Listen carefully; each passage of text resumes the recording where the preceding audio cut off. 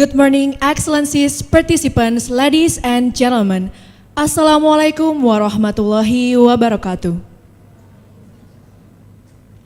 Welcome to the seminar Visiting Professor with the theme, The Compensatory Consumer Behavior Model. First of all, I would like to introduce myself. I am Sabrina Zata Hashifa, and it is a precious chance for me to be the master of ceremony in today's agenda. The Honorable Mr. Radian Dananjoyo, S.A.M.M. M.Sc. Ph.D. as the Director of International Program of Management and Business. The Honorable Mrs. Retno Widowati, Ph.D. from Master of Management. The Honorable Prof.Naomi Mandel, Ph.D., the Professor in Marketing at Arizona State University, United States of America.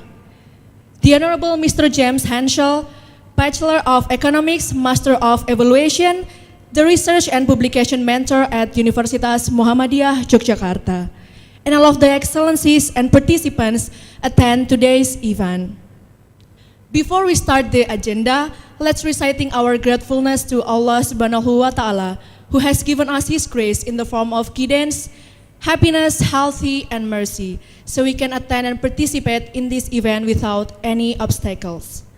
Salawat and salam upon our Prophet Muhammad Sallallahu Alaihi Wasallam, who had brought us from the path of the darkness to the path of the light. On this special event, we have several agenda as follows. The first agenda is opening. The second agenda is reciting the Holy Quran.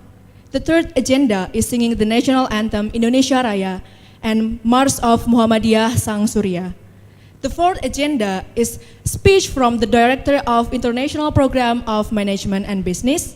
And the fifth agenda is material presentation from Prof.Naomi Mandel. And then the next agenda is question and answer and closing. All right, let's begin this agenda by reciting Basmalah together. Bismillahirrahmanirrahim. Move on to the next agenda is the recitation of Holy Quran, who will be recited by Muhammad Lutfi. Time and place is yours.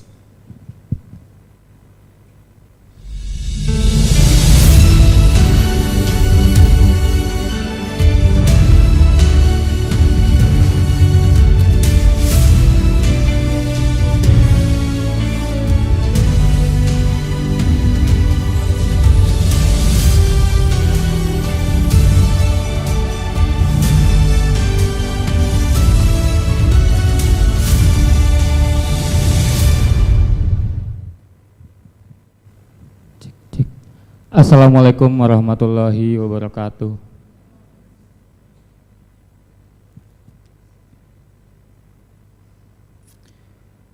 A'udzu billahi minasyaitonir rajim. Bismillahirrahmanirrahim. Huwallazi khalaqalakum ma fil ardi jami'an tsumma stawa ilas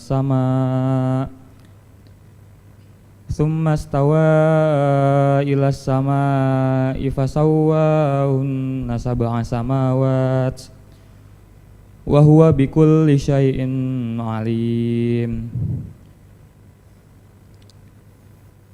Wa idz qala rabbuka lil malaikati inni ja'ilun fil ardi khalifah qalu ataj'alu fiha may yufsidu fiha wa yasfikut dima wa nahnu nusabbihu bihamdika wa nuqaddisu lak. Qala inni a'lamu ma la ta'lamun. Wa 'allama Adamal asma'a kullaha thumma 'aradahum 'alal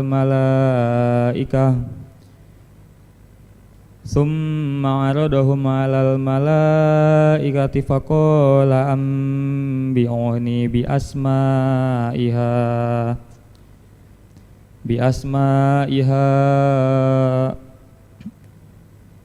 ulaika in kuntum shadiqin.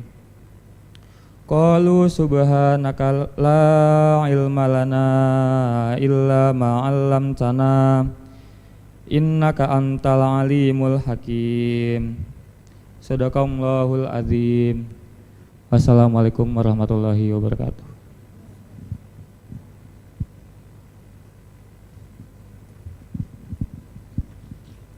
Thank you, Muhammad Lufi, who has recited the Holy Quran. May Allah always bless us. Amin. The next agenda is singing the national anthem, Indonesia Raya and Mars of Muhammadiyah Sang Surya. Ladies and gentlemen, please rise and stand our national anthem.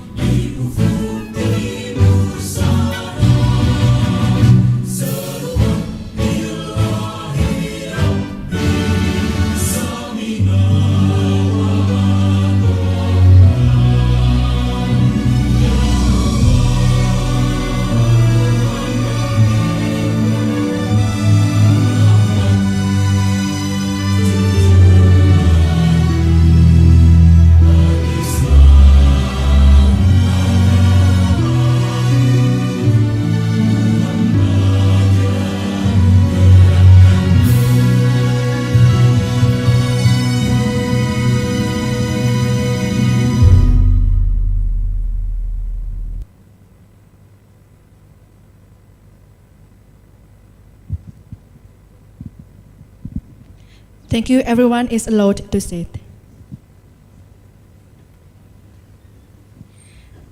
We are now going to listen to this opening speech delivered by the Director of International Program of Management and Business, Mr. Radian Dananjoyo, SAMM, MSc, Ph.D. Time and place is yours.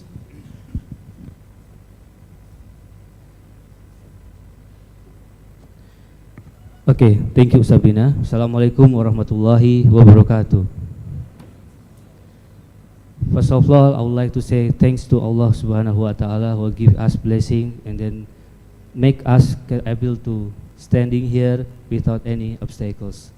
Salawat salam upon to Nabi Muhammad Sallallahu Alaihi Wasallam who already teach us to be a good people in this world and in the hereafter. Amin. I would like to say thank you first of all to Prof.Naomi Mandel from Arizona State University, United States of America, for coming to our university. I would say to thank you to Mr. James Hensel as our moderator today, and also welcome to Ms. Retno Widowati, Ph.D. for coming to our event today. And then I would like to say thank you for all the participants, all of my students, all of the other participants from outside the university. Welcome to our university. On behalf of International Program of Management and Business, I would like to say thank you for coming and welcome to our seminar event. This event is part of our internationalization program because we would like to be international exposure for all of our students. This is part of the internet to give you an experience, to study with the native speaker from overseas. So if you are able to go outside, to go to the overseas, to study overseas, you do not need to go study overseas. You can learn from this event. You can learn the material from Professor Naomi Mandel, especially for the marketing concentration. So based on our tagline is a center of excellence, this is the part of our activity to make all our students to be an excellence. You have a soft skill, you have a good hard skill that you are able to compete in the future. So this is the this is the last speech from me. So I just want to say, enjoy the speech from Professor Naomi Mandel. If you have any question, please free to ask them. Thank you. Billahi taufiq wal hidayah. Assalamualaikum warahmatullahi wabarakatuh.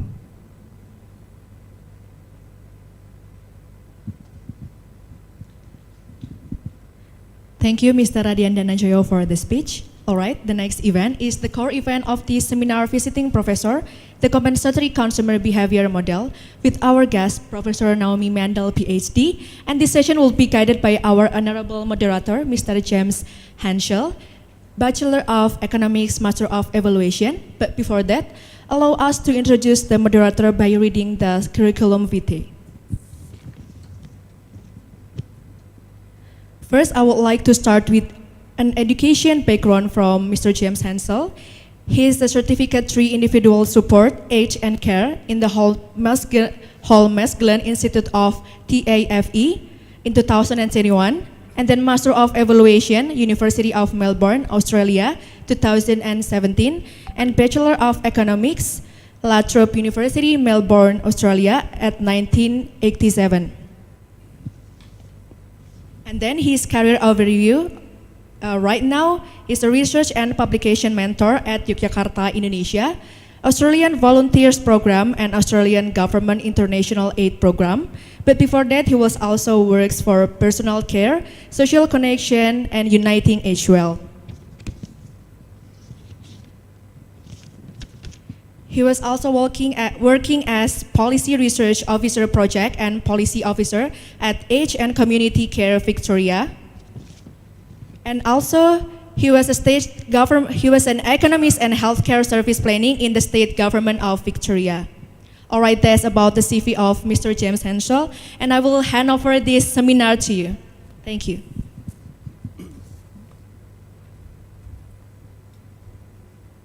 Thank you for that. Good morning.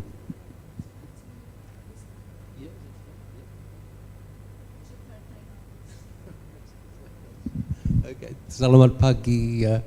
Nama saya James dari Barasal Australia.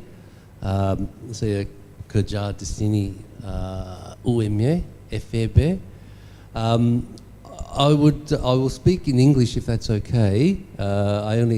Saya bisa bicara bahasa Indonesia hanya sedikit, sehingga saya mau bicara bahasa Inggris. Is that okay? Is that okay? Yeah. I'll just thank you for that introduction. I will commence by introducing Professor Naomi Mandel to you.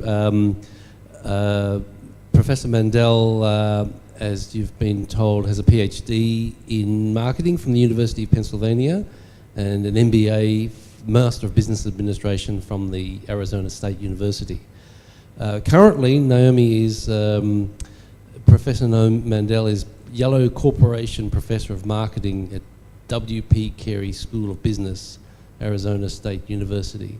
Naomi's professional interests, she has her research examines consumer identity, food decision making, materialism, and compensatory consumption. Additional research by Professor Mandel examines high-level concepts in an individual's choice memory, including self-conceptions or feelings of mortality, preference and choice. So a lot of it is around consumer behaviour and consumer choice, an important part of the microeconomics that you might have studied in your degrees. Professor Mandel's strong interest is in the topic of consumer behaviour. This is apparent in her most recent research, the compensatory consumer model, how self-discrepancies drive consumer behaviour. Her work has appeared in industry-leading journals, including the Journal of Consumer Research, the Journal of Consumer Psychology, and the Journal of Interactive Marketing. She's written over 25 journal articles, quite prolific, it would seem, chapters in many books, and conference presentations, one of which is happening now as I speak. Naomi currently serves on the editorial boards of the Journal of Consumer Research, Journal of Consumer Psychology, and Journal of Marketing Research. Excuse me. Enough about me. Would you please make welcome to the presentation today Professor Mandel, who will talk to you about compensatory consumer behaviour. Welcome, Professor Mandel. And I will be the moderator, by the way. I'll help moderate with questions and answers between yourself and Naomi. We might take questions at the end of the session, although Naomi has indicated she can take some questions during the course of her presentation. My role here this morning is one of moderator. So I'll now hand over to Professor Mandel. Welcome, Naomi. Over to you. Thank you, James. Can everybody hear me? Okay. I'm very happy to be here, all the way from Arizona. Can I please have my slides projected?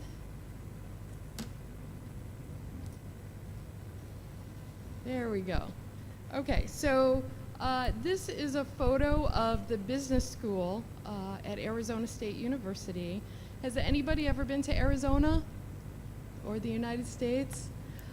So Arizona is the Grand Canyon state. It's very hot. It's a desert. We have lots of palm trees, and everything looks very pink, just like in the picture. So I'm going to start by talking a little bit about my research interests, and then I hope to have time to talk about two of my published papers. The first one is more theoretical, and that's the compensatory consumer behavior model. And then I want to talk a little bit about a paper that has some experiments, and that is joint work with one of my doctoral students, a wonderful doctoral student who won 2 dissertation awards for her work. Yes? Do you want me to hold the mic? Yeah. Is it on? How about this? Is this better? It's better. Okay. And if there's anything else, just don't be afraid to interrupt me and just tell me.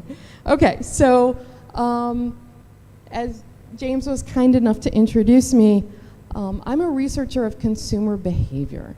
So I study not just what people choose, which products they choose, but also why they choose what they choose. So this is a photograph that I took in a supermarket near my house, and somebody, I don't know who, just somebody abandoned their bag of carrots. They were intending to eat healthy, and then when they got to the potato chip aisle, they decided instead that they wanted potato chips, and so they just left the carrots where they were.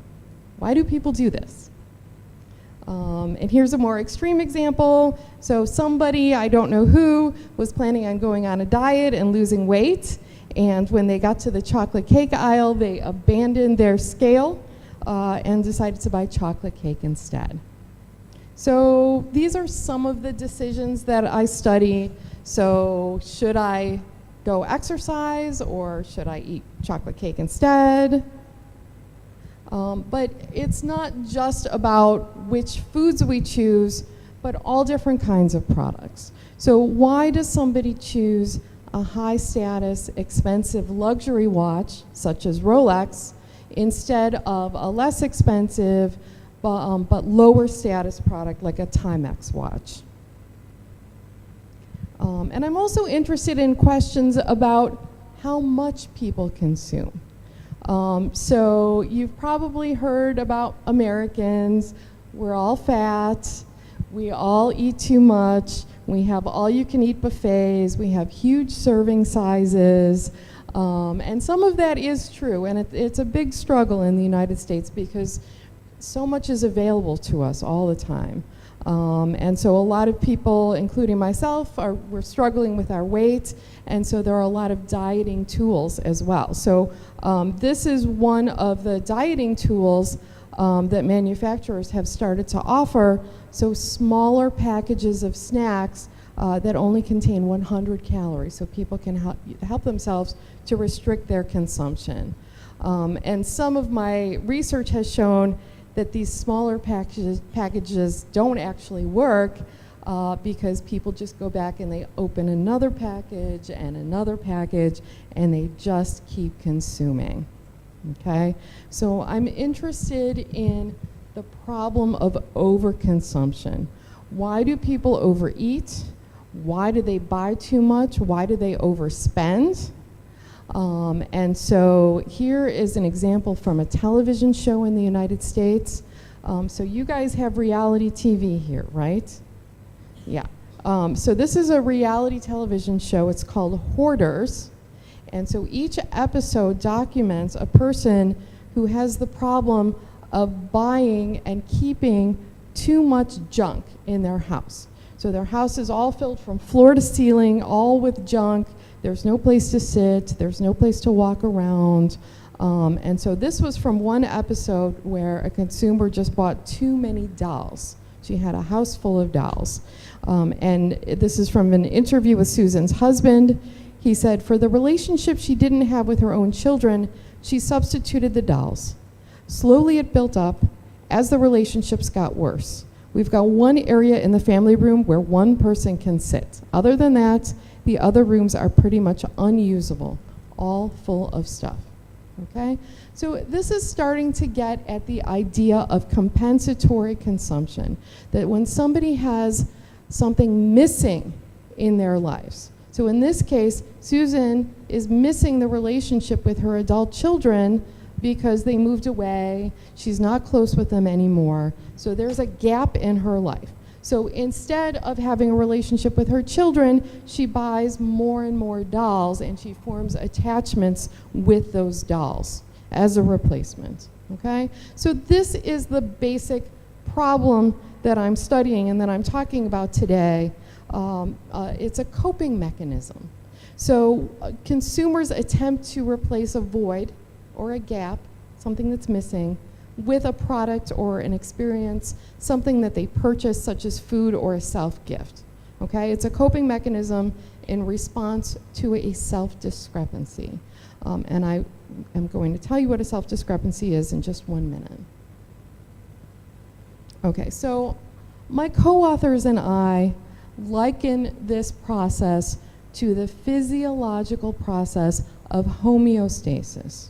Okay, so in medical school, doctors learn that the human body tries to maintain safe, comfortable levels of things like body temperature, blood pressure, blood sugar levels, and so on. So everything needs to stay in that green zone, okay? That's the safe zone.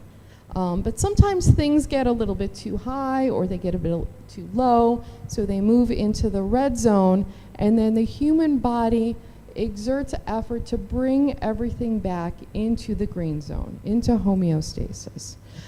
So for example, it's very hot here, but it's also very humid in Indonesia compared to where I'm from. And so if you see me later walking outside, you might see the sweat dripping down my face, okay? And so that happens because my body gets too hot, and then my body produces the sweat to cool itself down and bring me back into that green zone.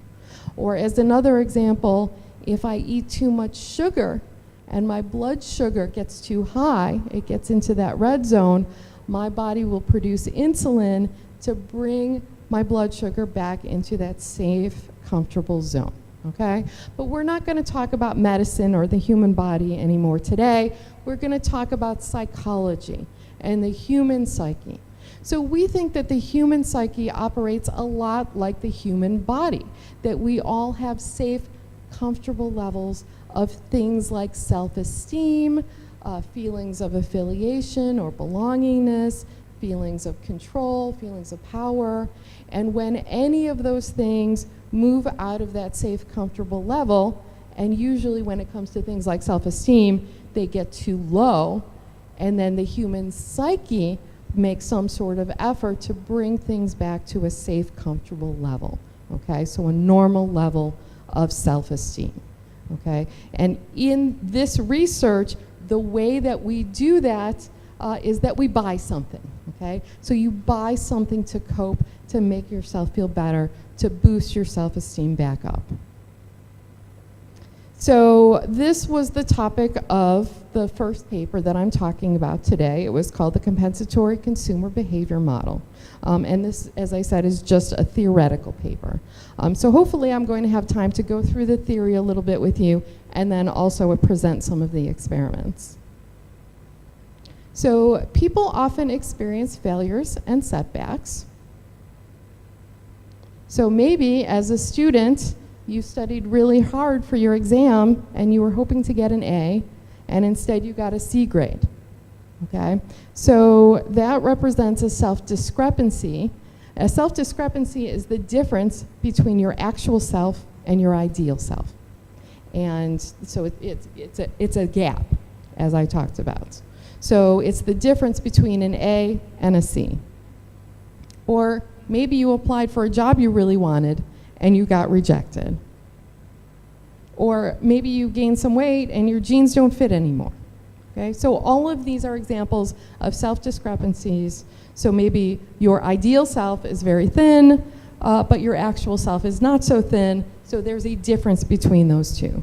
And so when a self-discrepancy occurs, that triggers this compensatory consumption process.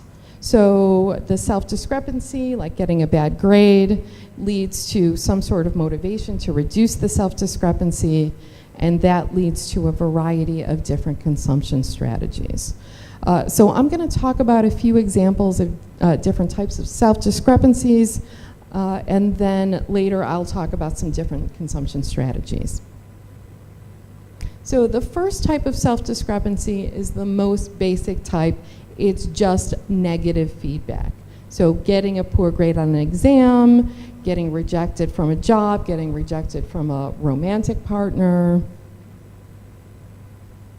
The second type of self-discrepancy is called a social comparison. So comparing yourself to somebody else who's doing better than you in some way, who's more attractive than you, more successful than you, more intelligent than you, and so on. So this is a huge problem nowadays because of social media, and especially Instagram.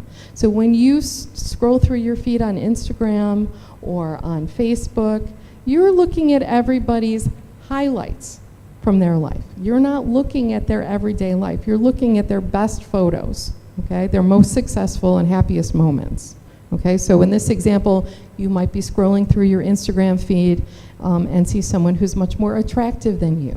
So that creates a self-discrepancy, a difference between your ideal, beautiful self versus your actual self.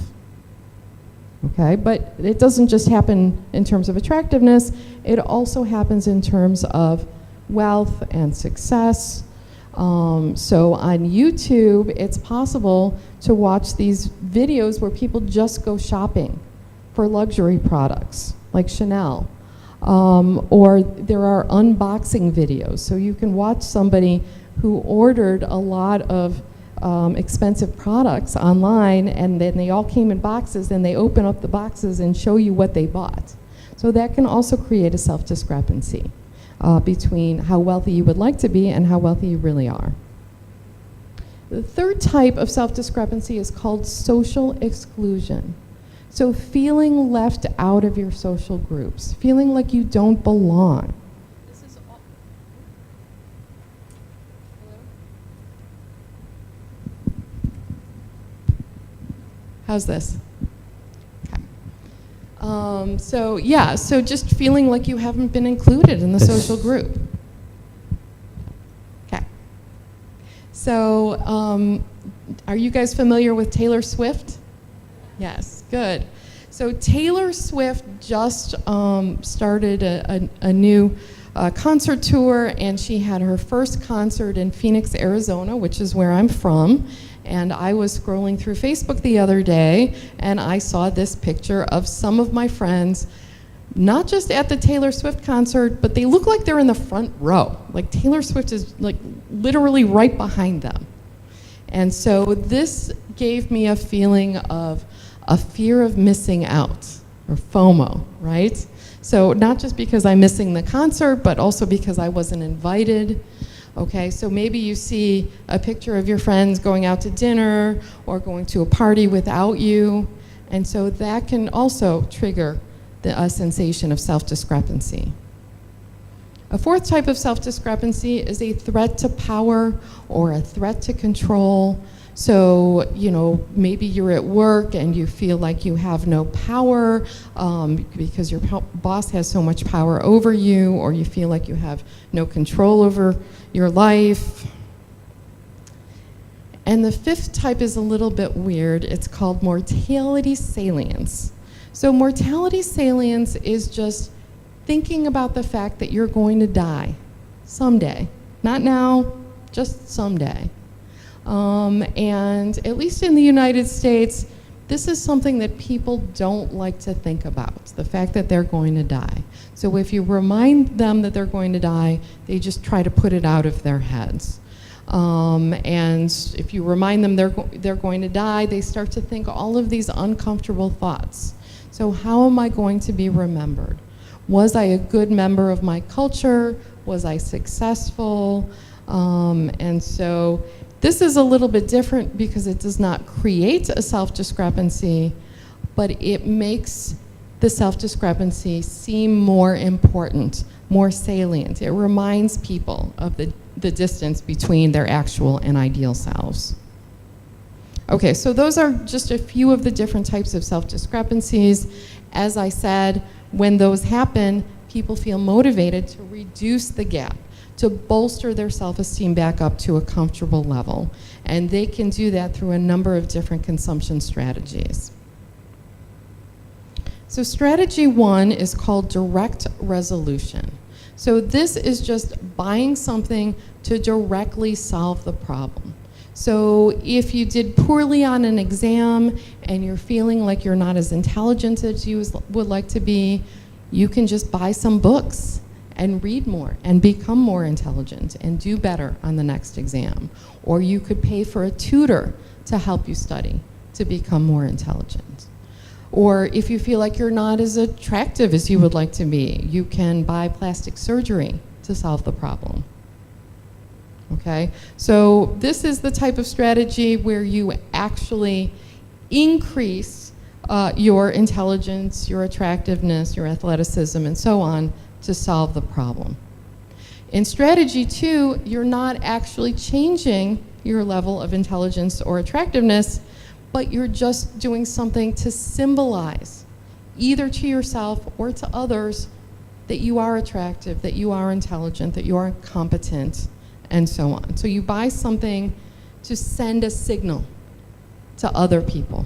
Okay, so in this presentation, when I talk about a domain or a self-domain, so this is just a source of self-esteem. So I've been referring to things like appearance, academic success, athleticism, affiliation with other people, it could be work competence. So these are usually very important to most people's identities, and these are the types of domains that we study in our experiments.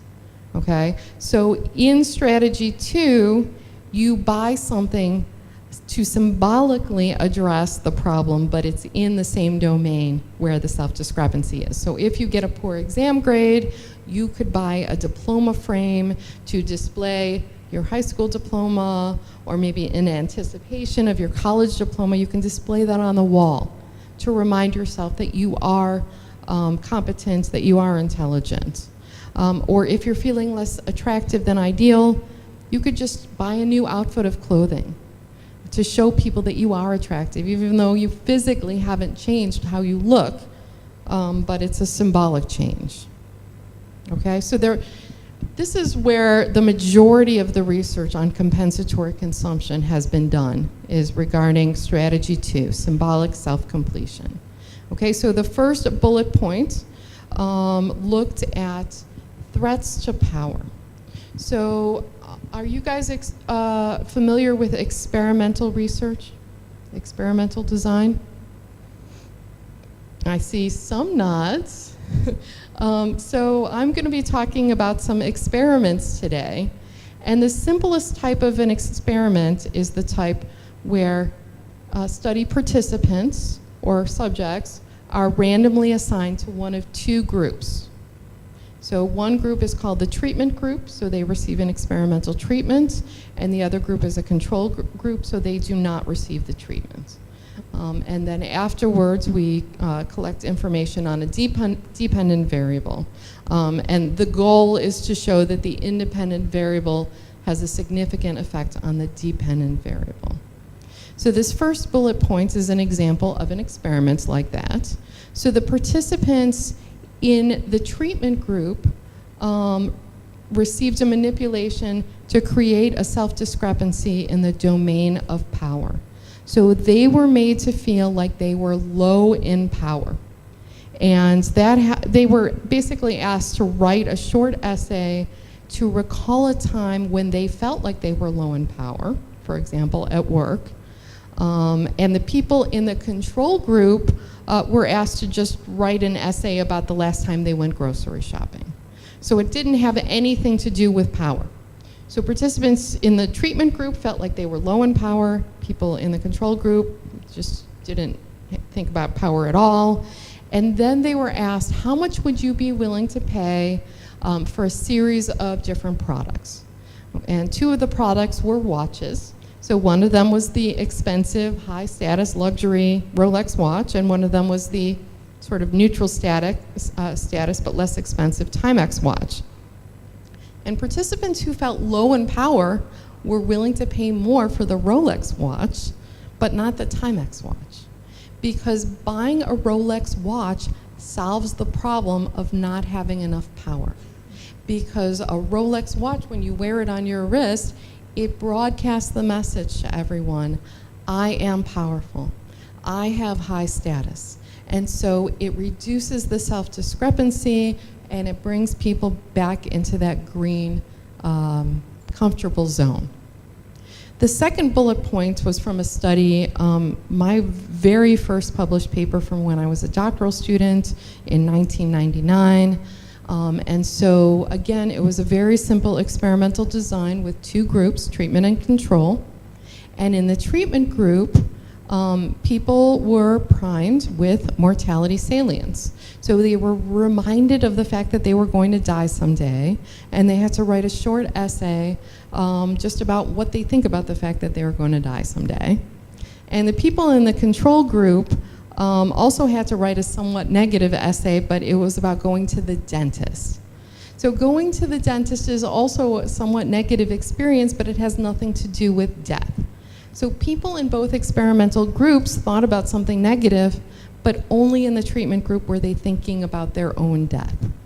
And then we asked them to choose a series of products, and again, some of them were high status luxury products, and some of them were lower status, just regular products.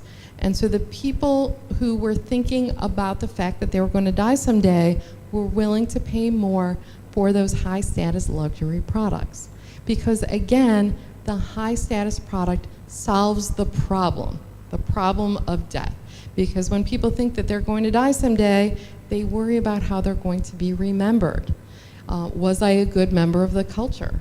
And at least in American culture, one way that you can show that you're a good member is through buying high status luxury products. Okay, so here's another study. Again, a very simple experimental design within a treatment group and a control group.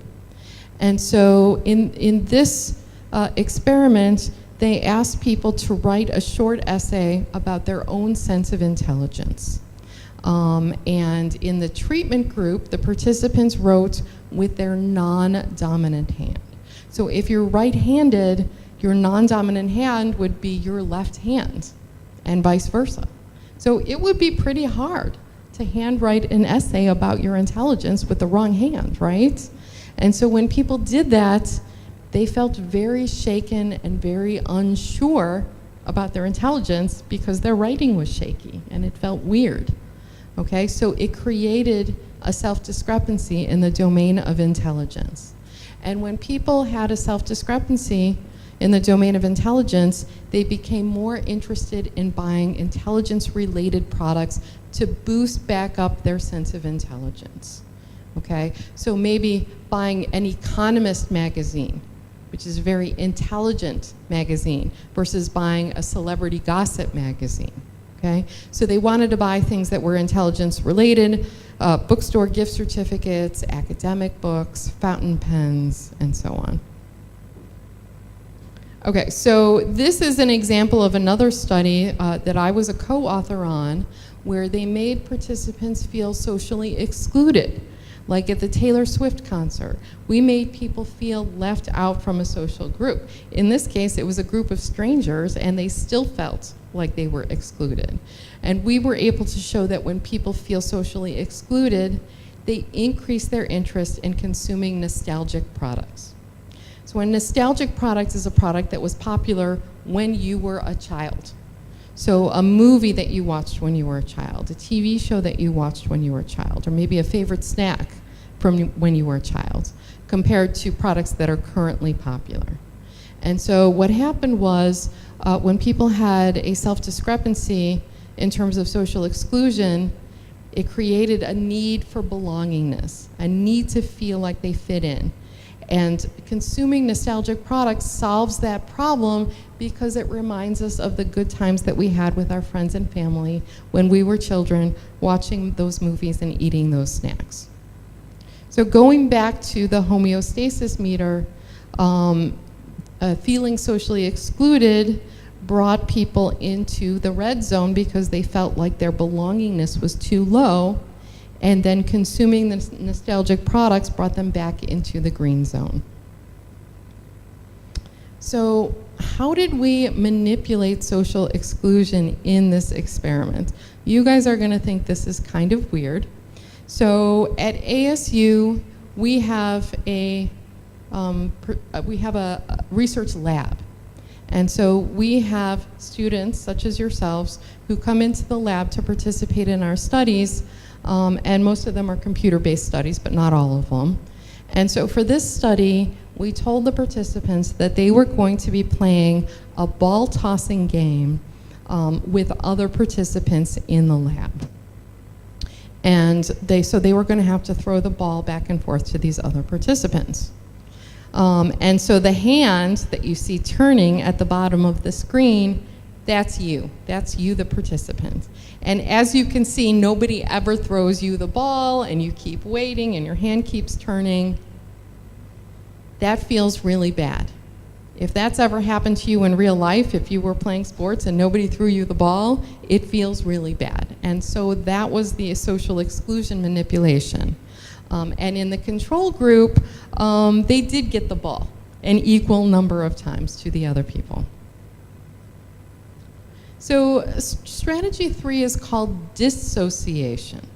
So this is when you want to stop associating yourself with the domain that is under threat, the domain of the self-discrepancy.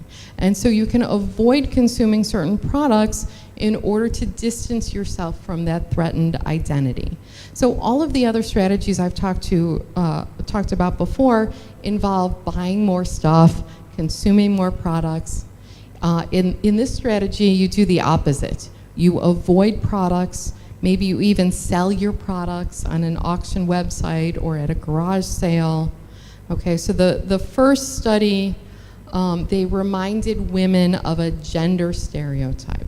So a stereotype is a belief that you have about a group of people that is often wrong. It's just a generalization. So in the United States, a very common stereotype is that women are bad at math. I know, it's hard to believe, and it's totally untrue, but a lot of people think that women are bad at math. So in this study, they reminded women that women are bad at math, and in response, the women wanted to, number one, avoid math, but number two, they also wanted to avoid gendered products that are associated with women. So they didn't want to read women's magazines. They would rather read a news magazine or something that's gender neutral. They didn't want to watch a movie that was targeted as women, which in the United States we would call a chick flick. Okay, so they just wanted the gender neutral products. And as an extreme example, sometimes people want to dispose of a former identity. So when you graduate from college, you might want to dispose of your student identity, your student self, and maybe get rid of your backpack and other products that signal that you're a student, and maybe buy something like a professional briefcase, professional clothing that is consistent with your new professional identity. So in this study, they looked at women who had recently gotten a divorce, and they wanted to dispose of their married identity. So they would sell their old wedding dress on an auction website, or they would sell their wedding ring, their engagement ring, because they did not want to be associated with that anymore. Strategy 4 is called escapism. So escapism is where you consume and often overconsume in order to distract yourself and make the bad feelings go away. So in this strategy, you're not trying to boost your self-esteem back up. You're not trying to solve the problem of the self-discrepancy. You're just distracting yourself. And I'm sure we're all familiar with escapism. So it could take the form of overeating. So an example of one study that they did in this domain was that they studied soccer fans. And they looked at how many snacks they ate the day after an important soccer game. How much junk food, how much fat, how many calories. And so the people whose favorite soccer team had lost the big game ate more fat and more calories the next day compared to the people whose favorite team had won the soccer game. So this is a self-discrepancy, even though it's not about yourself, it's just about a soccer team. But sometimes our favorite teams can be an extension of the self, so that can feel like a self-discrepancy. A very common strategy nowadays is just binge watching. So you guys have Netflix, right? So binge watching, you probably know what that is, right? So you just keep watching more and more and more episodes to make those bad feelings go away, to just distract yourself. Or sometimes we talk about retail therapy. And some people might say my whole presentation is about retail therapy, but to me, retail therapy is specifically about escapism. Okay, there's no bolstering the self-esteem. I'm just distracting myself. So in the United States, we have Amazon.com. I understand here you don't have Amazon, but you have lots of other online shopping, right? And you even have live streaming, right? So that's even more dangerous. And so I admit that sometimes my brain gets a buzz just from clicking the buy button. By the time the box gets delivered, I don't even remember what I bought. I just enjoy the act of buying something. And so that would qualify as escapism. And at the very extreme end of escapism are things like drug and alcohol use or even suicide. So sometimes people feel a very, very strong need to escape from their identities, from their self-discrepancies. Okay, so I've sort of hinted at this previously, but here's kind of a more formal way to think about identity. So what is the self, or what is identity? It's something that's really hard to define. Nobody really knows what the definition is, but I like to think of it as a set of associations in people's minds. And so when you think about self-esteem, you can think about it in terms of a hierarchy. So at the top of the hierarchy is global self-worth, so just my overall sense of self-esteem. And then there are these different domains or sources of self-esteem. So for example, professional competence, physical appearance, altruism, athleticism. So these are all important sources of self-esteem for most people. And so when they get threatened on one of these sources of self-esteem, they want to bolster themselves back up. So when I talk about the fifth strategy, this is called fluid compensation. So with fluid compensation, you don't try to bolster yourself in the same domain as the self-discrepancy, but you switch to another domain. So let's say that you feel threatened in terms of professional competence because you got a bad review at work, so that created a self-discrepancy, and then maybe you decide that you're going to buy some new athletic shoes so you can go work out at the gym. So you're switching to a different domain to bolster your self-esteem back up. And that can be very effective as well, at least for some consumers. And so that's kind of like the saying in the shirt, I'm not very smart, but I can lift heavy things. So if you're threatened in the domain of intelligence and maybe you feel like you can't bolster your intelligence, you can switch to the domain of athleticism and solve the problem in that way instead. So there have been not a lot of studies, but a few studies looking at fluid compensation, and so one of them was done at my university, but I was not a co-author on it. And so they did this just with female participants, and they had the female participants go into a dressing room and measure themselves and report their measurements, and then the experimenter gave them a pair of pants and said, this is your size of pants. And the pants were 2 sizes too big. So if somebody tells you that you're 2 sizes bigger than you thought you were, that feels really bad, right? That creates a self-discrepancy, at least in terms of body size, let's say. And what they found was that the people who learned that they were 2 sizes larger than they thought bought more of the non-sized accessories.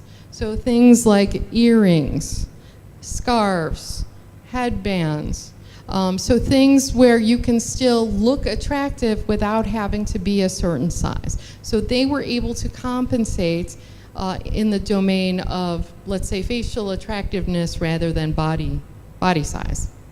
So they switched domains. Okay? So this is kind of a summary of the review of the literature that my co-authors and I did. And from that review, we came up with some outstanding questions. And we tried to address some of those questions afterwards.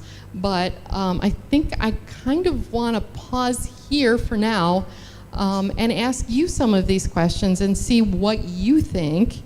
And at least for the first question, I know there's some of the same students who were in the class yesterday and got the same questions. So maybe we can hear from some of the other students.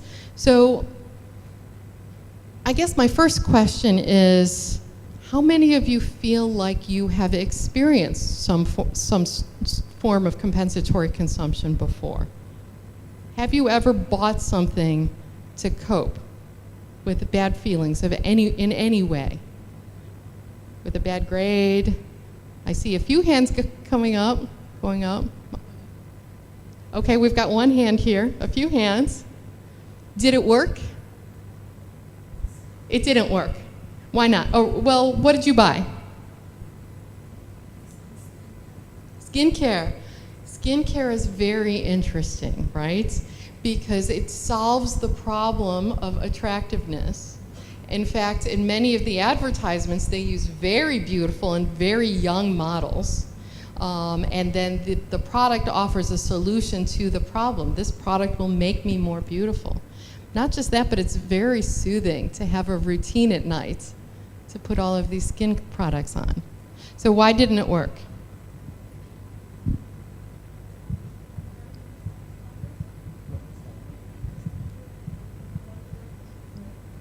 Yeah, so the social comparisons never stop, right? Because there's always more pictures in your Instagram feed.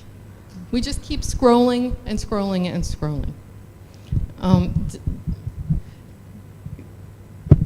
Thank you. Does anyone else have any thoughts about whether this works, whether compensatory consumption works? Or did you have something else you wanted to say? Yeah, I'm really interested with this consumer behavior model because it's part of my thesis. Yeah. Wow. Yeah, and yeah, I think because technology really changes rapidly. Yeah. Is that still relevant? Has a relevancy with Philip Kotler theory? Because we know that Philip Kotler is a really old book, something like that, and your journal is really good because it's correlation with psychology. So is that still have a relevant in nowadays because the technology really destruct all of the construction? Well, I think that technology provides some very interesting examples for us. I do think that most of the theories are still relevant, but they're evolving, and so we're adding more to the theories. I don't think that the theories are not relevant because of technology, but maybe you could give me an example of where technology makes a theory not relevant anymore, or like what did you have in mind? For example, it's like the social media. Social media, yes. Okay. Before that, we know about the word of mouth. Yeah. Word of mouth, but now it's become word of mouth, like electronic, to be a social media thing, influencer, like that.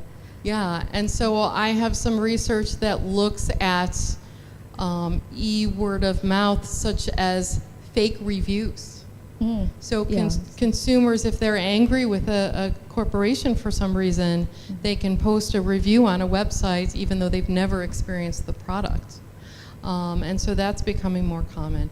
Or I would like to learn more about the streaming shopping that's very common over here. But I think that technology and social media sometimes make these problems more pronounced. They make things worse. So social comparisons are follow us everywhere now. Whereas before, you had to physically pick up a magazine and turn the pages, and it wasn't as common. But now, the attractive people and the successful people are everywhere. And it's very easy to click a button and very quickly buy a product to solve the problem. that's right. And then, like me, we get a box a few days later and don't even remember why we bought something or what it was. And so, if anything, I think that technology and social media are exacerbating these problems. Okay. Yeah, thank you very much. Thank you.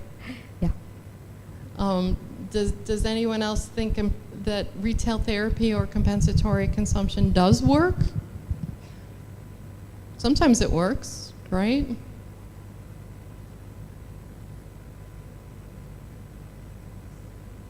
It works in the short term.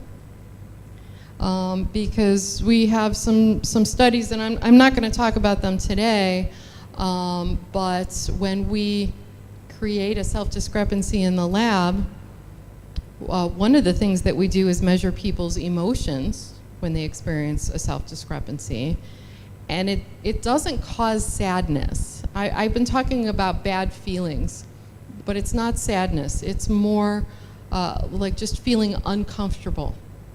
So we ask them 3 questions. Do you feel uncomfortable, uneasy, bothered? And when they experience a self-discrepancy, they score higher on all 3 of those things versus when they don't experience a self-discrepancy. And then after we give them an opportunity to go shopping to solve the problem, they score lower on those things. So it does work in the short time. It does make some of those bad feelings go away and make people feel less uncomfortable. And another thing we do sometimes in our studies is we try to measure the size of the self-discrepancy. So after we give somebody a self-discrepancy, we ask them, how would you rate yourself on professional competence? And how, ideally, how would you like to be in professional competence? And then we measure the difference between those 2 things. And when someone experiences a self-discrepancy, there's a bigger gap. And then when they consume the product, the gap gets smaller. So in some sense, it does work. It does bolster self-esteem. It does make people feel better. But all of these studies have been done in the laboratory, basically in a span of about 20 minutes. And so what we think probably is the truth is that it works in the short term, but not in the long term, because it creates a vicious cycle, because these types of behaviors are addictive. It works one time, and so you keep doing it, and you keep shopping, and you keep overspending. And so it gets to be an even bigger problem.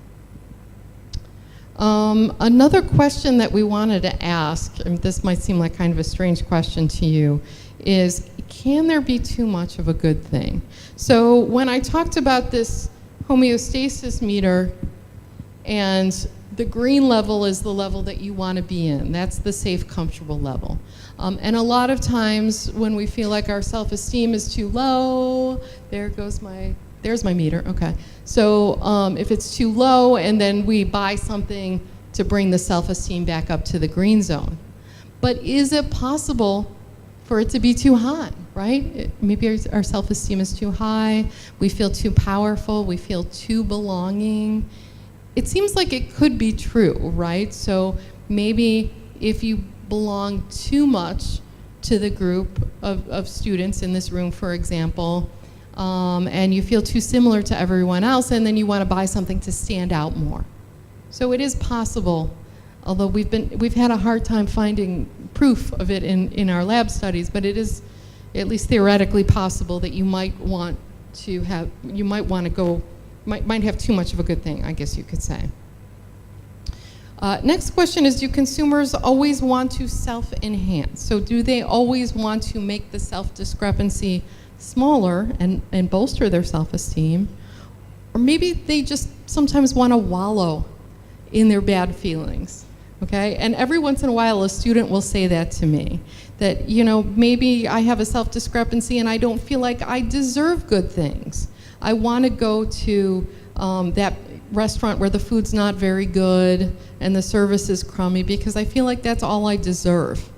And so that's called self-verification. Okay, so I want to find proof that I don't fit in, that I don't deserve good things. And one of my doctoral students has done some research on that as well. The next question, and I changed colors for this because this is something I want to talk about for the next paper. Do consumers prefer to compensate in the same domain or a different domain? So do they prefer fluid compensation, so switching to athleticism when they feel threatened at work or something like that? And also, do different consumers use different strategies? And I guess I want to ask a couple more questions here, if you don't mind. So, when I say do consumers use different strategies, I'm talking about different cultures. So most of our studies have been done with American consumers, and I expect that Indonesians are different in some ways. What do you think? How are Indonesians different? Do some of these strategies seem like things that Indonesian consumers do, or do they not apply?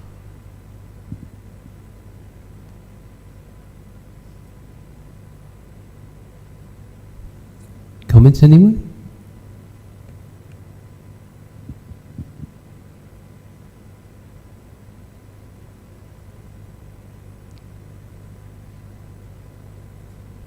Naomi, I would like to add, if I may. Oh. Yes. Oh. Go ahead. Naomi, I would like to add, just in that question there, the United States is famous for its consumerism. There's no doubting that. It's a consumer society. About 70% of your spending in your economy is on consumption. It's much bigger than Western democracies, capitalist societies generally. It's in Australia and generally in Western countries, consumption is around 60% of GDP. In the United States, it's around 70%. It's a very high consumption expenditure. Your studies are based mainly in the United States, so that's a confounding variable in a way, given the high consumption, consumerism in the United States.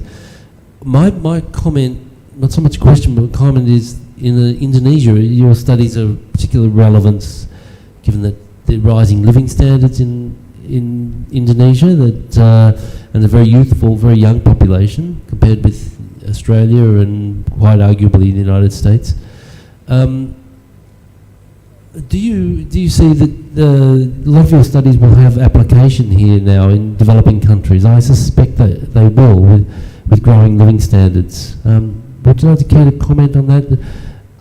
Yeah, so potentially I think they do have growing relevance, and just because of globalization in general, so people in a lot of other countries are exposed to American brands, American products, TV shows, movies, and so the desire to buy those products is there. Now, one thing that I've noticed, and this is only my second day in Indonesia, so I haven't had time to go shopping at all, but in some of the other Southeast Asian countries, I've noticed that it's much more common for people to buy just what they need for one day. So, for example, food. Whereas in the United States, we buy everything in large quantities. We go grocery shopping for a week. There's a store called Costco where we can buy a month's worth of food at one time. And we do have big houses and big refrigerators and a lot of storage space for those things. So I don't think that culture is going to change anytime soon, but I've noticed the love for American brands is there, and some of the consumption culture. Another thing that I wanted to mention is that consumption is such a part of our culture that it's framed as our civic duty to buy, because that's what keeps the economy going. So right after September 11th happened, the president at the time, George Bush, urged all Americans to go out and spend money and go shopping, because that's our duty to our country. And that's what keeps our country going. So yes and no, I guess, is my answer. That, by extension, so much spending going on consumption, it has implications for investment in buildings and equipment and to sustain your economy, the consumption is very short term, it's very immediate, dealing with this discrepancies that you're talking about. And employment. It's a devil in disguise, really, is it not? It is. There's a high level of consumption in the United States. So consumers are addicted to spending, and the country is addicted to spending. We need that. It keeps people employed.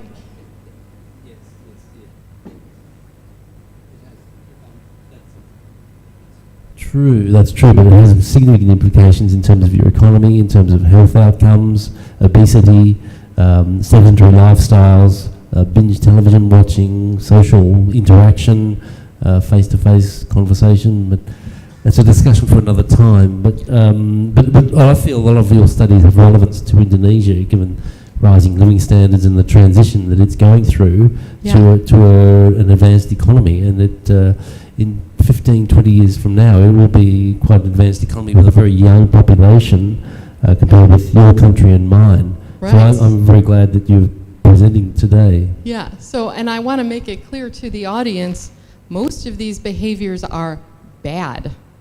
They're not rational. They're not helping people, okay? They're making us poor. They're making us overweight. So these are not behaviors to emulate. I'm not recommending any of them. And so that kind of leads to the last question, which is how can we help consumers to do this better? How can we help them to better strategize their consumption to maximize their well-being? And I don't know what the answer to that is. Maybe some of you know the answer. But I think our MC had something to say. Or?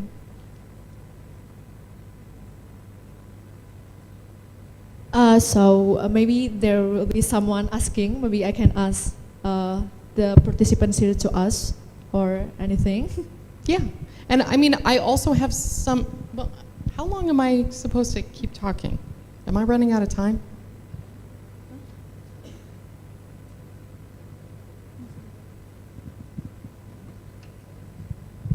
It's actually time for the Q&A session. So, but it's okay if you want to like continue the presentation. Can I the material just show one experiment, a very simple experiment, it's because okay. I want you guys to get an idea of some of the studies that we ran, and then questions and answers. Is that okay?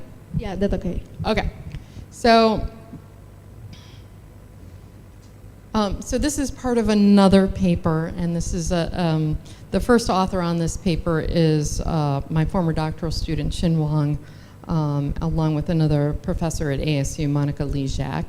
And so for this, we wanted to look at this question of whether different consumers consume differently, particularly in Eastern versus Western cultures. And so basically, this theory boils down to the idea of holistic versus analytic thinking. So people differ in terms of how holistic they are in their thinking. And so you don't have to answer, but just think to yourself, what is happening in this picture? What is happening in this picture? And so when I ask this question, usually Americans will answer by saying, the orange fish is leading the blue fish. Whereas it's much more common for Asian consumers to answer it, the blue fish are chasing the orange fish, or the blue fish are following the orange fish, okay? So Asians are much better at holistic thinking, at looking at the whole picture, the blue fish and the orange fish, whereas Americans tend to just stay focused on one thing, which in this case is the orange fish. And it's not just Asians versus Americans. So, you know, even within the United States, some people are more holistic thinkers, some are more analytic thinkers. Women tend to be more holistic than men, and so on. I also wanted to mention that people who live in Latin America are more holistic thinkers compared to people who live in the United States.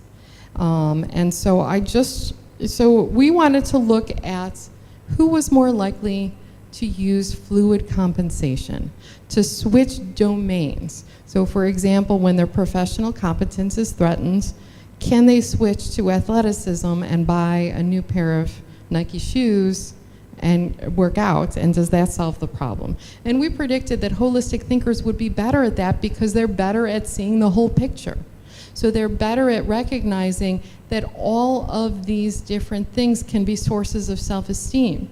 And so if I feel like I can't measure up at work, I can go work out at the gym and I can bolster my sense of athleticism, and that also solves the problem of global self-esteem.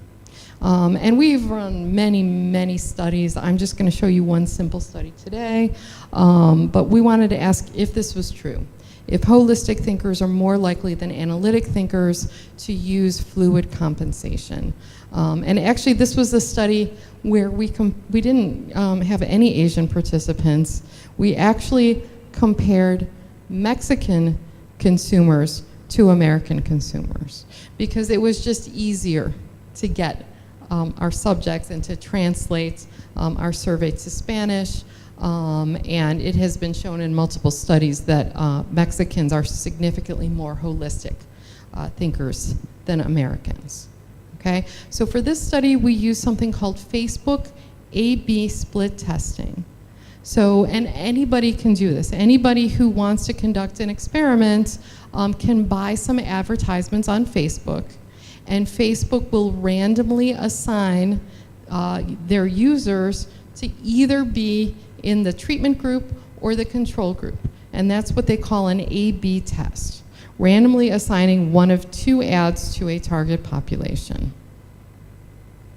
Okay, so as I said, we tested this on Mexicans who are more holistic thinkers compared to Americans who are more analytic thinkers. And so these were the ads. So the people in the treatment group were made to feel like they had a self-discrepancy in the domain of power. So they were feeling powerless. And the way that we did that was just by saying, feeling powerless. So just asking people if they feel powerless actually makes them feel powerless in an ad. So that was the manipulation. And then the dependent variable was the percentage of people who clicked on the ad. So the ad offered a solution to a problem, how to improve your creativity.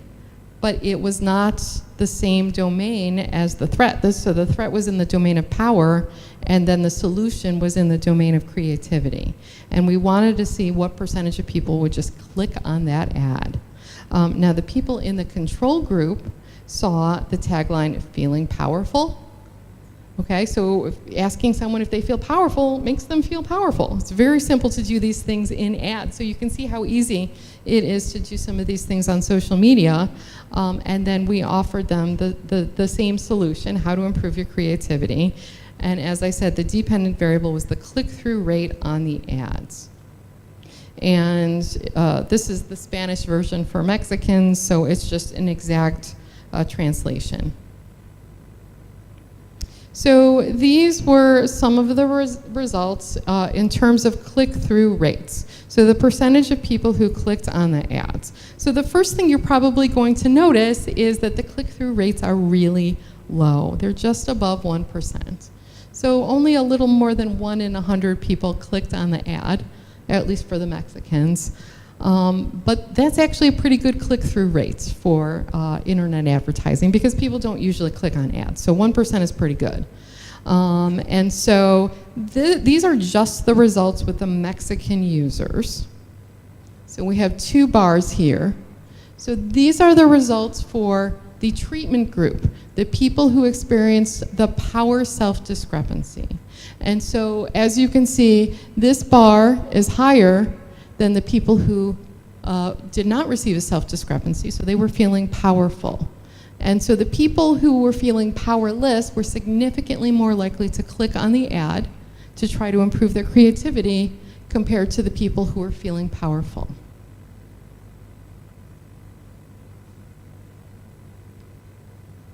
Okay, so here are the results for Americans, and the the y-axis has been adjusted, so these are lower click-through rates. But more importantly, there's no difference in the size of the bars. They look a little different, but it's not a significant difference. No, this is still the Mexican users. Sorry. These are the American users. Okay, so the click-through rates are significantly lower, but also the bars are not significantly different. So among Americans, asking them if they feel powerless does not make them any more likely to want to improve their creativity compared to asking if they feel powerful. And so in other words, they don't do fluid compensation, or at least not as much as Americans do. So I have a ton of other studies that obviously I'm not going to have time for, but I just wanted to maybe talk for one slide about managerial implications.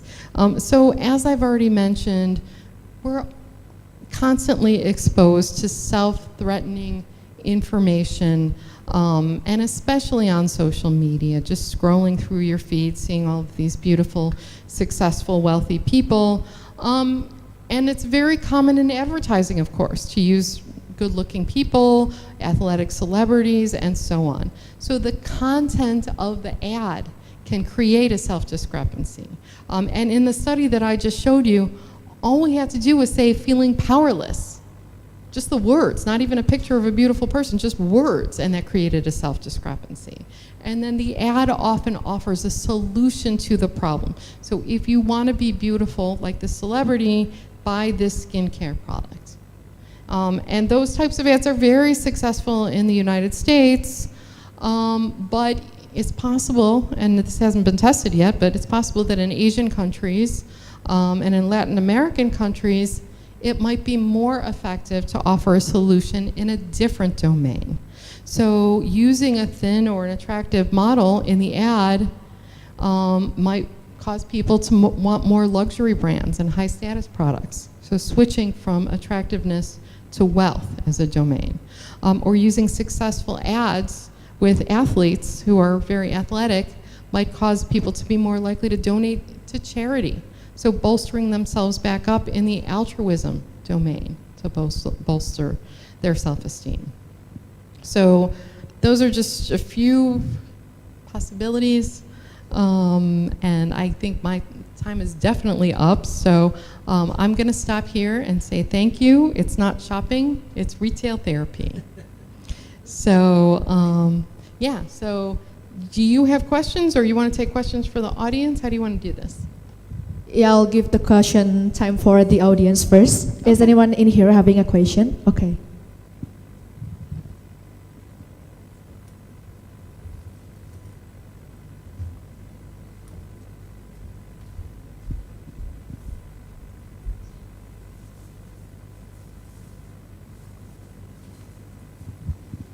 Check.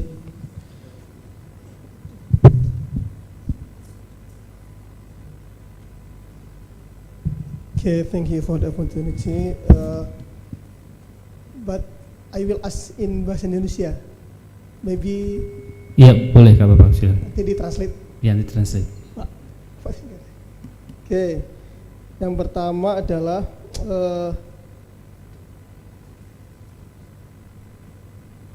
di teori compensatory consumption ini, itu kan mempersyaratkan orang untuk mereduksi kegelisahan dia akan sesuatu yang tidak dia capai itu dengan membeli sesuatu. Nah, bagaimana dengan teori ini? Apakah bisa untuk semua konteks konsumen? Bagaimana dengan orang yang tidak punya uang? Bagaimana teori bercerita tentang itu? Itu yang pertama, Pak.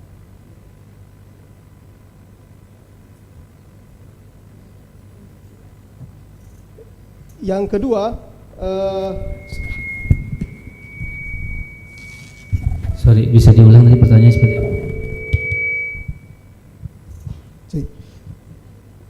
Intinya adalah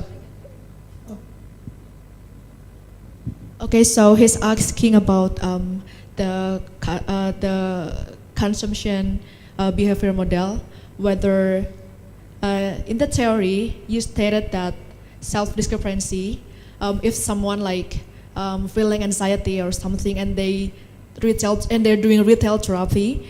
And what he is asking is like, is it still relevant for every Consumer. kind of consumers? Like, what if about the people that not having money, like lots of retail therapy is not really their therapy to, Consumption. yeah. Thank you. That's a good question.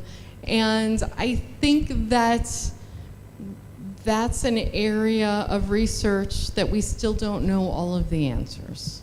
So one thing that I wanted to put in the paper, and when we went through the review process, the reviewers asked us to take that part out, is another strategy, which is just dismissal. So in other words, I'm not going to let the self-discrepancy affect me because my self-esteem is high enough that I can just reassure myself, right? I can do something healthy. I don't have to consume something in order to solve the problem. And so there are certainly consumers who don't follow this strategy. Probably a lot of people in this room don't follow this strategy because they just don't feel the need.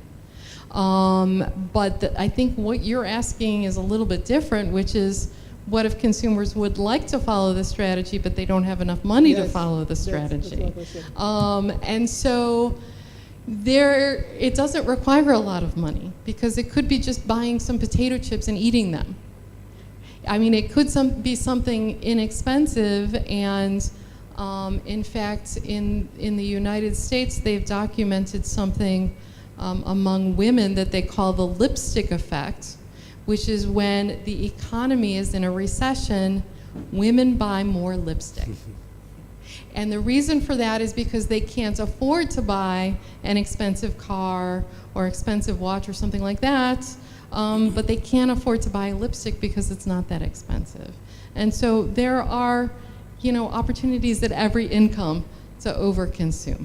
And there's also some evidence that people of lower socioeconomic status, at least in the United States, are more subject to some of these effects compared to people who have more money. And so people who have lower income in the United States, as a percentage of their income, they spend more money on luxury products, okay? So they're still buying the Nike sneakers and things like that. And the argument is because people who have less money, some of them are chronically in a low state of power. And so they always feel like they have to bolster their sense of power by buying things. Does that make sense? Okay. Do you disagree? Mm, It's okay if you do. okay. Maybe in my opinion, in Indonesia, maybe some consumers buying what we say second brand, maybe. Second hand. Second hand. Yeah. What say thrifting? Yeah, thrifting in Indonesia. That the term thrifting, when we buying the second hand goods Yes. for compensatory that we have no money to buy the original brand. Yes. Do you understand? Maybe my husband would like to address that.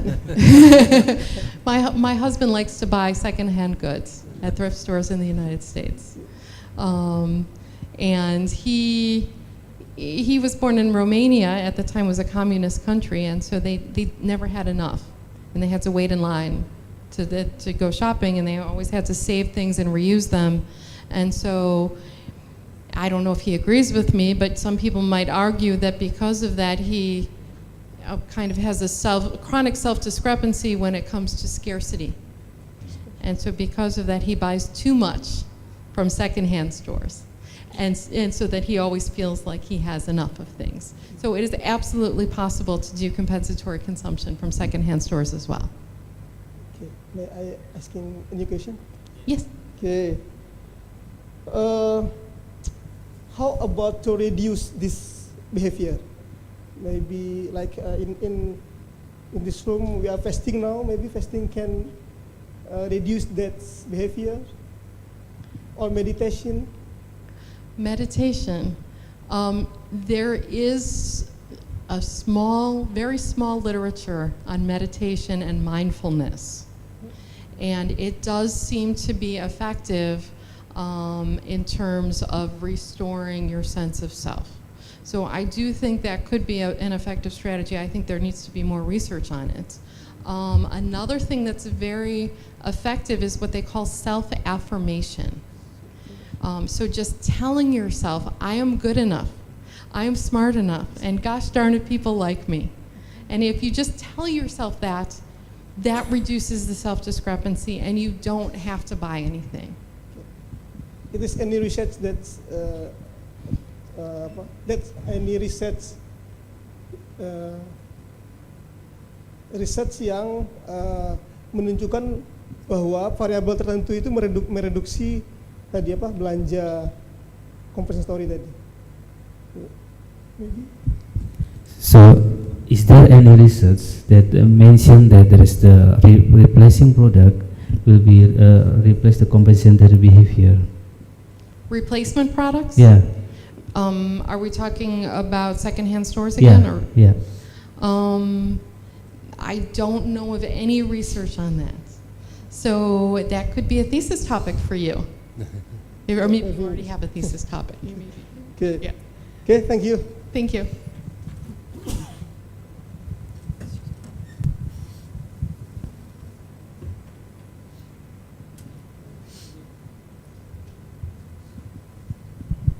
Check. Okay, about the A/B testing in Facebook and Instagram. Yeah.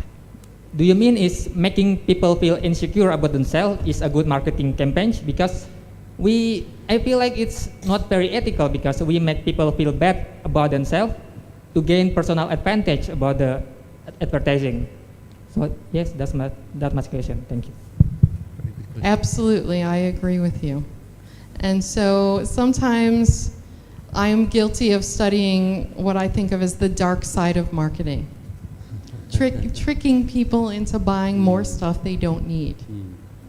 And I also, hopefully I balance it out sometimes and study the bright side of marketing. And at least I am thinking about how we can help consumers to be better at this rather than exploiting them. And maybe the answer is that we reassure consumers. And so we just give them ads that say, feeling powerful, rather than feeling powerless. And I'm interested if anyone has any other suggestions for how we can help consumers rather than harming them. That's very commendable. I support that. We have a few questions here.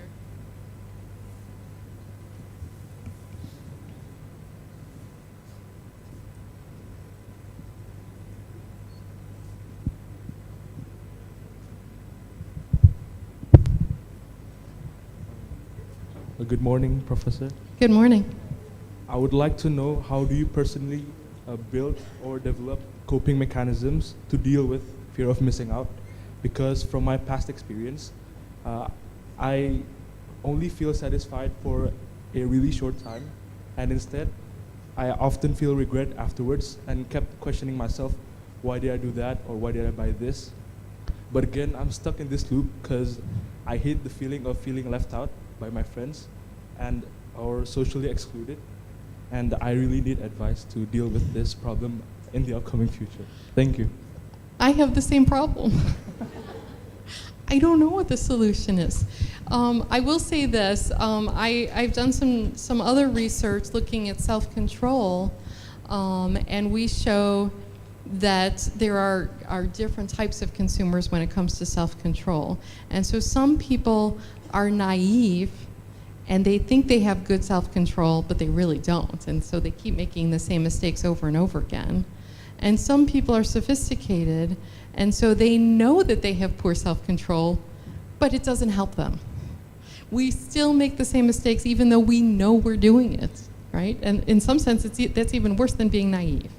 And so I know that I mean, I told you I do some of these things. I overeat.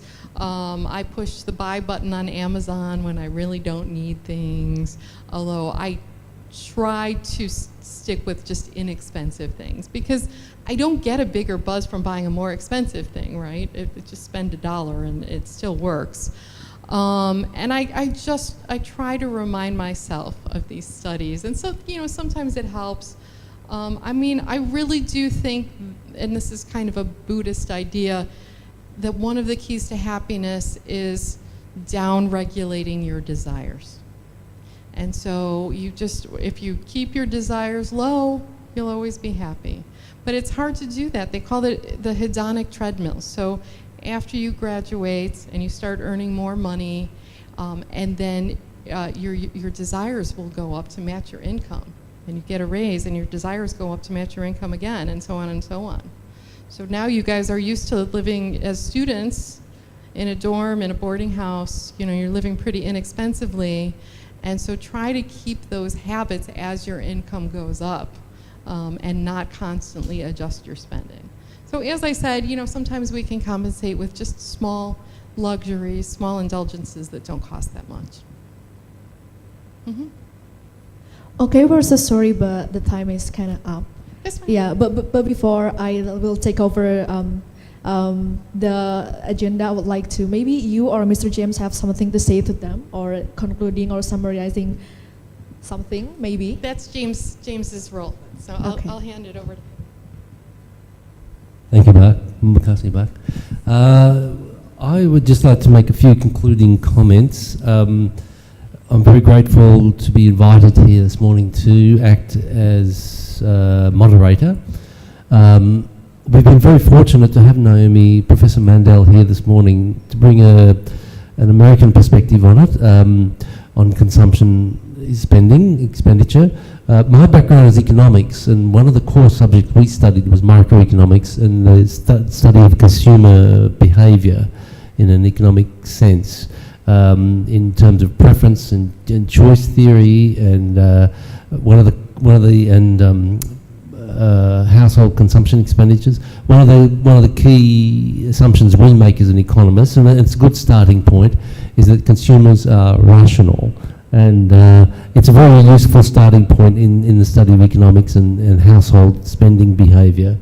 The work that Naomi does and her colleagues adds significantly to the study of economics and consumer behaviour in terms of what is rational, what is not rational, what is affected by advertising and marketing. This has proliferated now, or aided greatly by online purchasing, which can make consumption much easier to affect by pressing a button just on something as simple as an iPhone. It's a very powerful device. So it's a dynamic world, and Naomi's research and her colleagues really help economists and us generally in society understand consumer behaviour. There are just a few other concluding comments I'd like to make. I'm very grateful to have been here this morning to hear Professor Mandel's presentation. It's particularly around compensatory behaviour, feelings of discrepancy, social exclusion, the power of social media. The Western world currently, as we speak, is undergoing rising interest rates in response to a number of global events, the pandemic, the Russian invasion of Ukraine. The world economy is now tilting towards possibly recession and rising inflation. And that's being dealt with by rising interest rates, by central banks are raising interest rates to help cool things down and slow the economy down.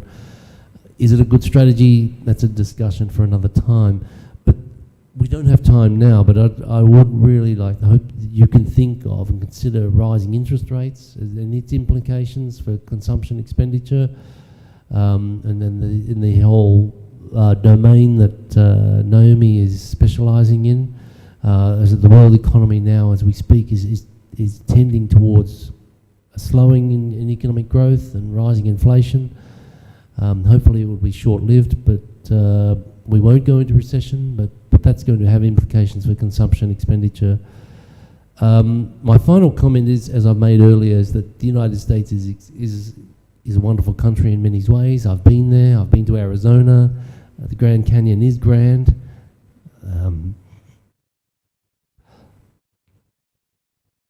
But consumption expenditure is really affecting the world economy in terms of production and wastage. We need to be more conscious of how we're spending our money and and how we're going to be saving for our futures, and how we're going to be dealing with household savings in the future to pay for our retirement. I'll conclude there. I'm very grateful for Naomi and her presentation. I really enjoyed very much her presentation. She unpacked many useful concepts and models and frames of thinking. So I'd like you all now to, if I can, just ask you to, or might hand over to the MC for a round of applause for Naomi. Right, thank you very much. We have already passed the core event of this agenda, and I'm going to say thank you on behalf of the committee for Professor Naomi and also Mr. James, and everyone who is asking questions and also listening to all the material presentation. We're going to get through to our next agenda, which is certificate awarding from the committee to Professor Naomi and also Mr. James. So I hope that you can go in the front, also Mr. Radian.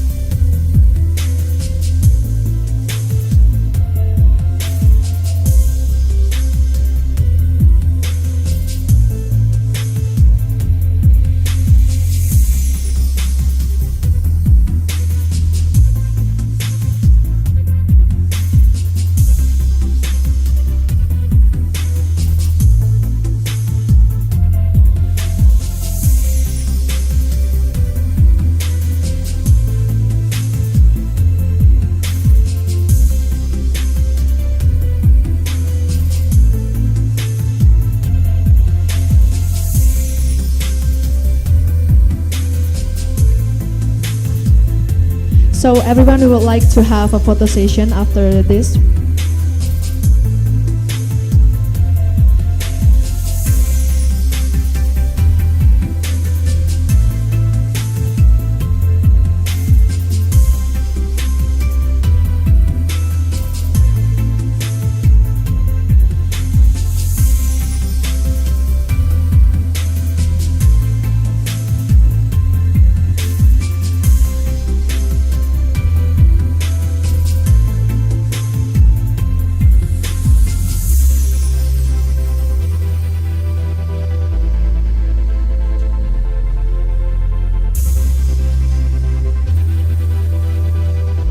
Everyone, please, you can stand up so that you can.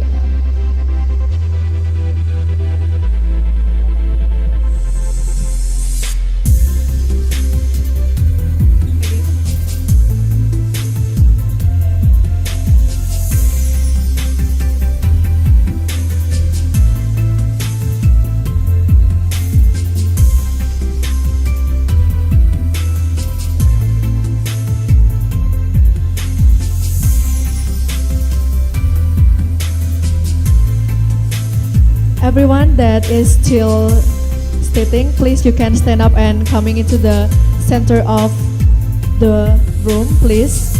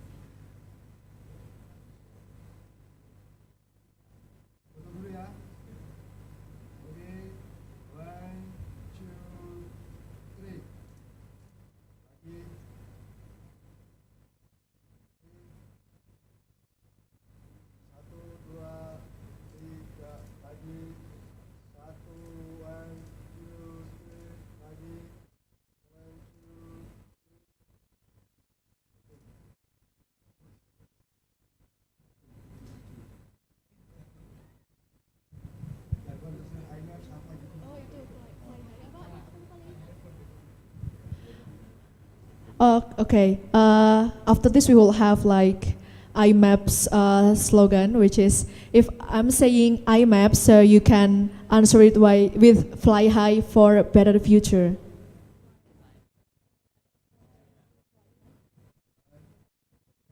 Okay.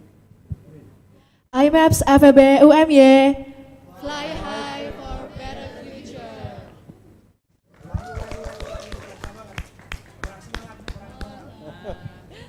Very good.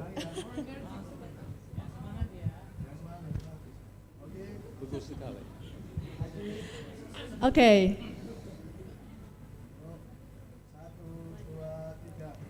IMaBs FEB UMY. Fly high for better future.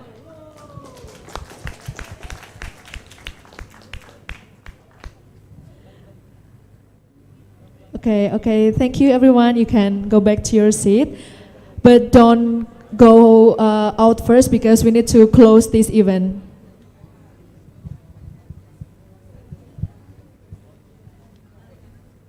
Please sit again, and we would like to close this event and then we're ending this.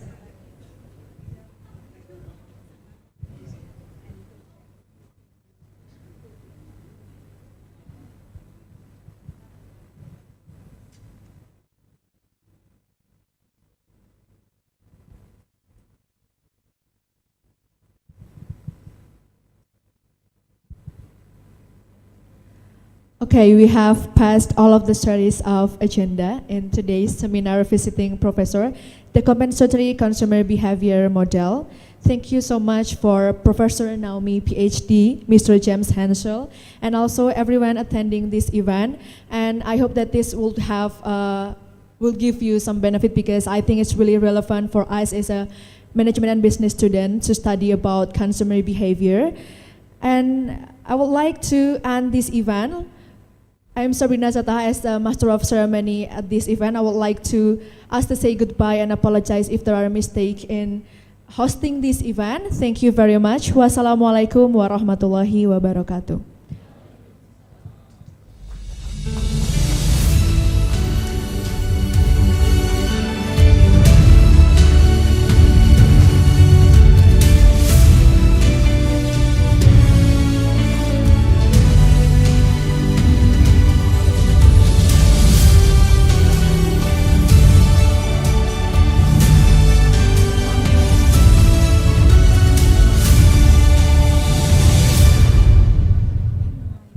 If you need some kind of certificate, you can scan this barcode in the Okay. projector screen.